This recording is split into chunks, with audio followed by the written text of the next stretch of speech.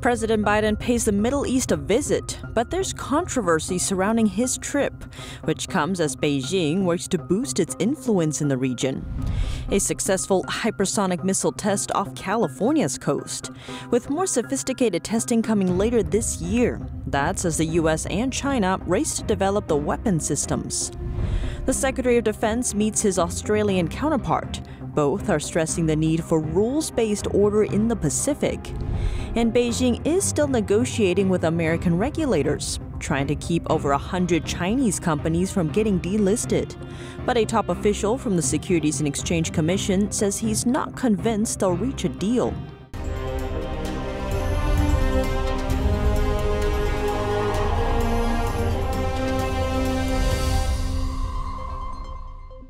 Welcome to China in Focus. I'm Tiffany Meyer. The Middle East is one of many fronts where the Chinese Communist Party has worked to grow its influence. This week, U.S. President Biden is visiting the region, boosting ties and resetting relationships with U.S. allies. This as oil prices remain sky high in the U.S. and the West's pushback against Beijing garners more attention. On Friday, Biden greeted Saudi Arabian Crown Prince Mohammed bin Salman with a fist bump, marking the start of his controversial trip to the nation, famous for its oil.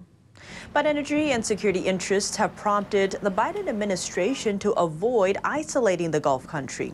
As Biden was pressed with questions over his trip to Saudi Arabia on Thursday. What would you say to Saudi leaders, specifically to Crown Prince Mohammed bin Salman, about the Khashoggi murder and other human rights practices?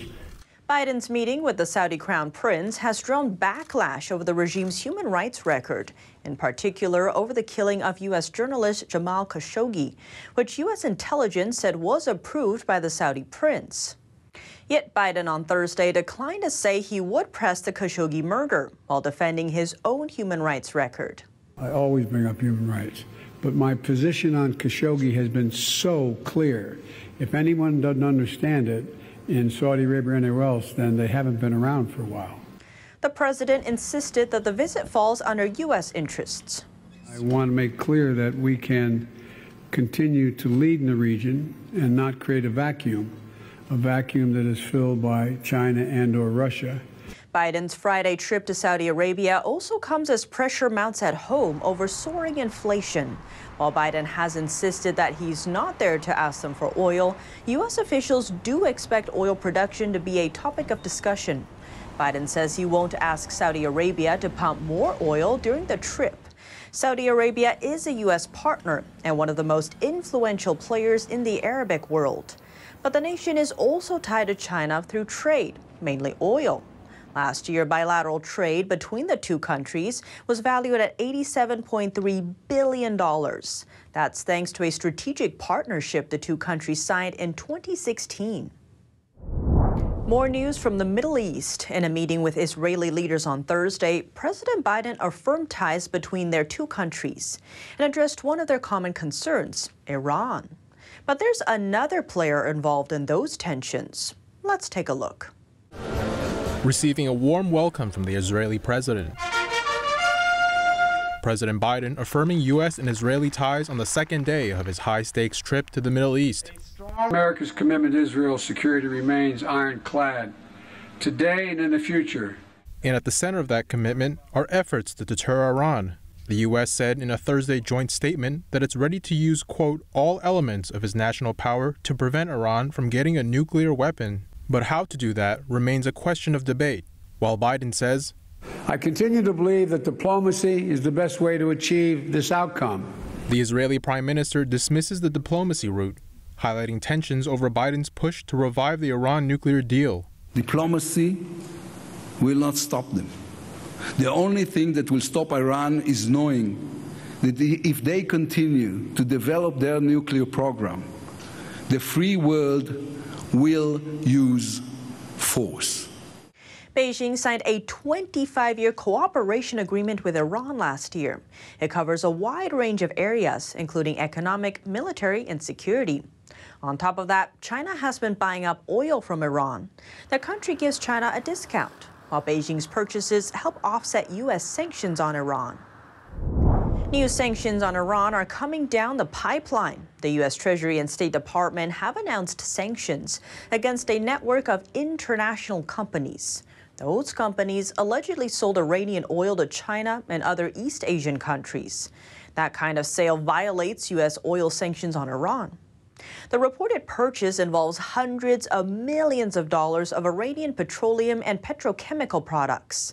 According to the Treasury Department, the companies in question used a web of Gulf-based front companies to conceal the origin of the oil. Some of the entities accused of the violation are located in Hong Kong. Others are based in Vietnam, Singapore, and the United Arab Emirates. The U.S. has kept sanctions on Iranian oil exports for years. But over the past 2 years, Chinese refineries have been buying large amounts of Iranian oil. Those purchases have helped keep Iran's economy afloat. After a failed attempt to revive the 2015 Iran nuclear deal, the White House has said it would continue to use its sanctions powers to target Iran's oil exports.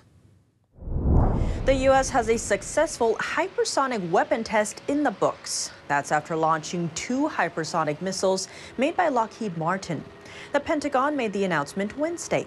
The Air Force also confirmed the Tuesday test happened off of California's coast, featuring what's called an Air-Launched Rapid Response Weapon, or ARRW booster. The success proves that the ARRW can reach and withstand operational hypersonic speeds.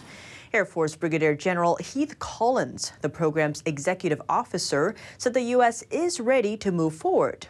Next up, what's called all-up round testing later this year, which includes the booster and the warhead. Hypersonic weapons are one of Washington's priorities in the U.S. military competition with China. And this successful test comes after 3 failed attempts. Last year, a report about Beijing's hypersonic weapons testing set off alarm bells in the West. America's top general, Mark Milley, called it very concerning. Experts say America's defense system could be caught off guard if China manages to combine hypersonic arms with a specific type of nuclear weapon delivery system. Here's what it does. And it means you launch a nuclear weapon or any kind of weapon into space, into orbit, and it stays there. Then you tell it to come in and destroy something. And it can come from any direction. So missile defense or preparations don't work against it. In fact, there's almost no warning time. This is the shock value. It's a shock weapon. Hypersonic weapons travel in the upper atmosphere at more than 5 times the speed of sound, or about 4,000 miles per hour. The U.S. Secretary of Defense met with his Australian counterpart at the Pentagon this week. There, both parties stressed their shared visions of confronting China challenges in the Pacific region. Here's what they had to say. Australian Deputy Prime Minister and Minister of Defense Richard Marles visited the Pentagon on Wednesday. U.S. Secretary of Defense Lloyd Austin met with him. He said both countries are interested in strengthening a rules-based order in the Pacific. China's disruptive and destabilizing actions threaten to undermine our values, our interests, and our shared conviction that all states should be free to choose their own paths without coercion or intimidation. So today we'll discuss several ways that we could be working to uphold a free and open Indo-Pacific. Marles agreed, calling China's military buildup a significant phenomenon. As China seeks to shape the world around it in a way that we've not seen before, and as it engages in the single biggest military build-up that we have seen in the world since the end of the Second World War. What is completely clear is that the alliance between our 2 countries, which is so central to our national security and our outlook in the world, has never been more important. The defense meeting comes as U.S. Vice President Kamala Harris announced new Indo-Pacific measures this week. During her virtual address to a summit of island nations, she voiced plans for new U.S. investments, as well as the opening of 2 American embassies. On top of boosting its nuclear arsenal, the Chinese Communist regime is growing its control of the South China Sea. Beijing also signed a deal with the Solomon Islands this year. The agreement worries the U.S., Australia, and New Zealand, who believe it will allow China to station troops there. To push back on that, the U.S. has proposed reopening the embassy it closed in the Solomon Islands in 1993. In an earlier speech given in Washington, Marles said that Australia and the U.S. will need to do more to counter a growing number of threats in the Indo-Pacific region. In May, China failed in an attempt to unify 10 Pacific nations under a comprehensive new agreement.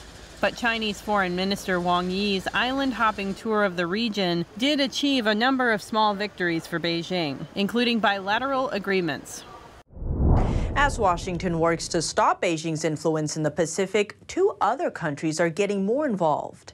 This week, the Solomon Islands told Australia that it won't allow Beijing to build a military base in its territory. Here's Australia's response. Australia welcomed the Solomon Islands' decision to rule out a Chinese military base on its soil. The news comes after a recent China-Solomon security pact sent shockwaves throughout the West. Many voiced fears that the pact could allow China to establish its military just 1,000 miles off the coast of Australia. But the Solomon Islands Prime Minister reassured Australia that it won't be happening. I think you've got to deal with people at face value. And he has made those comments. We, of course, have made very clear what Australia's position is on any proposal, such as the one that was mooted in the media prior to it being ruled out by Prime Minister Sogavare. So I welcome his comments ruling out there being a Chinese base in Australia.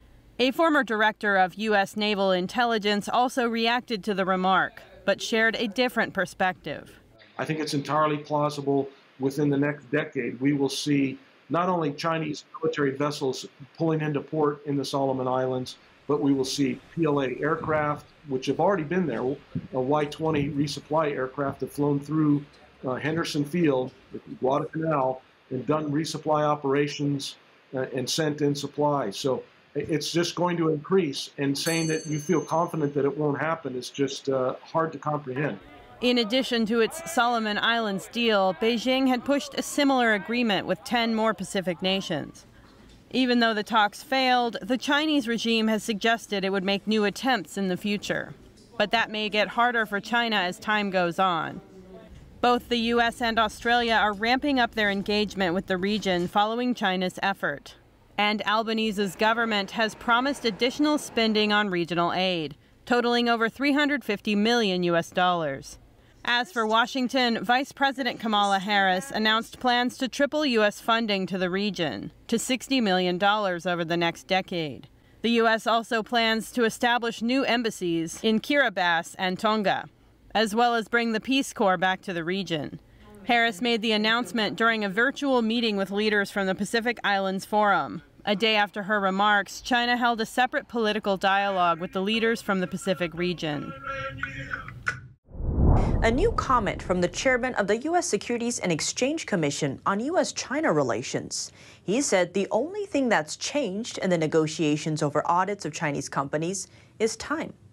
On Wednesday, Gary Gensler said he isn't sure whether the two parties will reach an agreement, one that's required for Chinese companies to stay in the U.S. stock exchange.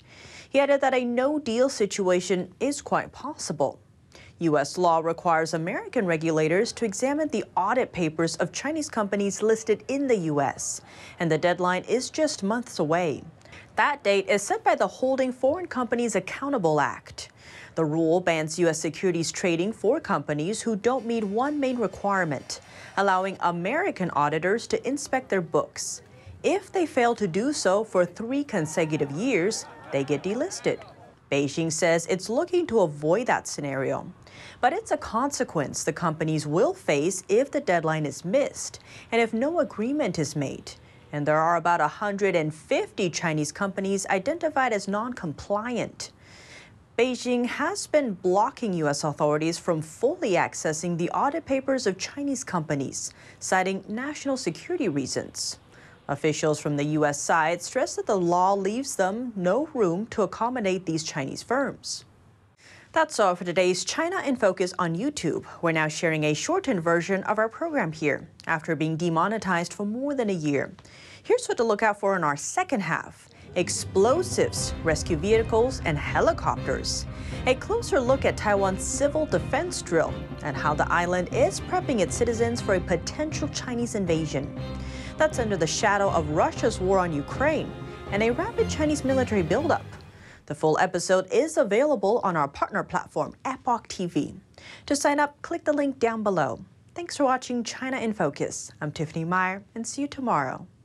The 2022 NTD 8th International Chinese Vocal Competition will be held from September 29th to October 2nd at the Merkin Hall of Kaufman Music Center in New York City. The competition is honored to have specially invited vocalists with the world-renowned Shen Yun Performing Arts to serve on its panel of judges. The gold award is $10,000. For more information, please visit vocal.ntdtv.com.